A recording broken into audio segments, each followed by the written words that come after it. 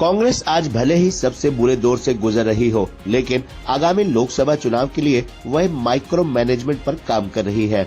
India गठबंधन में seat sharing को लेकर बातचीत का दौर जारी रखने के बीच कांग्रेस ने लोकसभा की सभी 543 सीटों के लिए प्रत्याशियों की खोज की प्रक्रिया शुरू कर दी है।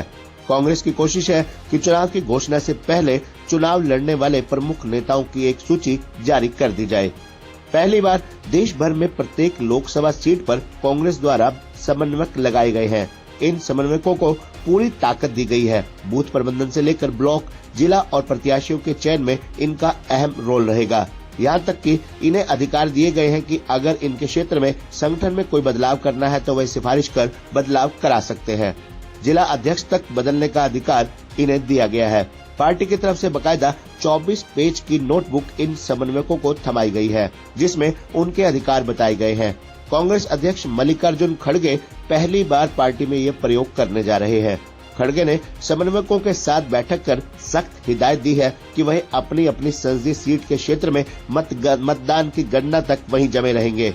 ये समन्वयक अपने साथ लिए हर विधानसभा क्षेत्र में अपनी टीम बनाएंगे, जो मिनट की रिपोर्टिंग करेंगे। राजस्थान जैसे राज्य की एक लोकसभा सीट पर 8 विधानसभाएं आती है। पार्टी की रणनीति है कि इस बार हर लोकसभा सीट पर पार्टी की एक मजबूत टीम हो, जिसका नेतृत्व समन्वयक करेगा। ये समन्वयक सीधा AICC से जुड़ा होगा, लगातार अपनी रिपोर्टिंग करेगा। अगर देखें तो पार्टी की रणनीति ऊपरी तौर पर तो दमदार दिखाई देती है। इस पर यदि ईमानदारी से काम हुआ तो हर सीट पर कांग्रेस का कार्यकर्ता रिचार्ज हो जाएगा। आपको बता दें कि उत्तर प्रदेश और गुजरात जैसे राज्यों में जहां कांग्रेस एक तरह से सिमट गई है, कार्यकर्ताओं का इससे मनोबल बढ़ेगा। यही वजह है कि कांग्रेस ने उत्तर से लेकर दक्षिण तक देश के हर राज्य की लोकसभा सीट पर समन्वयक लगाकर बाकायदा प्रत्याशियों की खोज शुरू कर दी है। इसके पीछे पार्टी की सोच साफ दिखती है कि अगर किसी राज्य में गठबंधन नहीं हुआ तो वह प्रत्याशियों की लिस्ट तैयार रखेगी।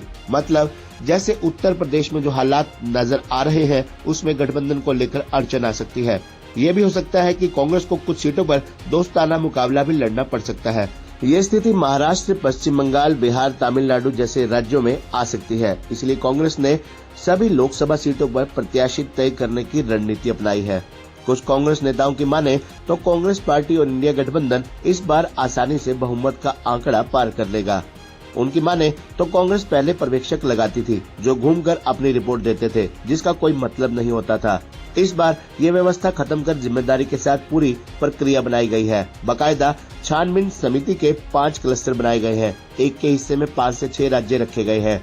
ये छानबीन समितियां राज्यों का दौरा कर समन्वयकों के साथ बैठकें कर प्रत्याशियों के चयन पर मंथन में जुटी है। इन बैठकों में प्रदेश प्रभारी, प्रदेश अध्यक्ष, विधायक दल नेता और राज्य के बाकी प्रमुख नेताओं से विचार विमर्श कर पैनल तैयार किए जा रहे हैं। पार्टी की रणनीति है, जहां पर भाजपा से उसका सीधा मुकाबला है, प्रत्याशियों का चयन समय पर लिस्ट जारी कर किया जाए।